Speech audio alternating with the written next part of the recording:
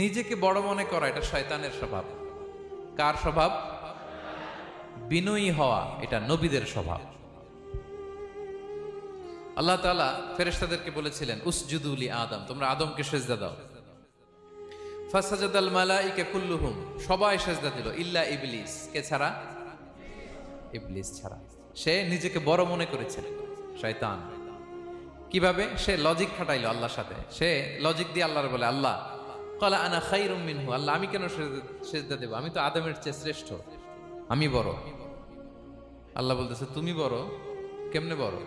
শয়তান বলে খলাকতানি মিন নার, আপনি আমারে বানাইছেন কি দিয়ে? আগুন দিয়ে। ওয়া খলাকতাহু মিন তিন, আর আদমকে বানিয়েছেন মাটি দিয়ে। কি দিয়ে? মাটি দিয়ে। আগুনের ধর্ম দাউ দাউ করে উপরের দিকে কি করে? ওঠে, আর মাটি ঢিলা রেখে দিলে নিচে পড়ে যায়। তো সে যুক্তি দিয়ে বলতেছে আল্লাহ ঊর্ধ্বগামী কোন জিনিস তো নিম্নগামী কোন জিনিসের কাছে মাথা নোয়াতে পারে? যুক্তি, মনে রাখবেন, যুক্তি সব জায়গায় খাটে। যুক্তি দিল আল্লাহ আমি শ্রেষ্ঠ, তাকে বানাইছেন মাটি দিয়ে, আমারে বানাইছেন আগুন দিয়ে, আমি কেন মাথা নত? আমি বড়।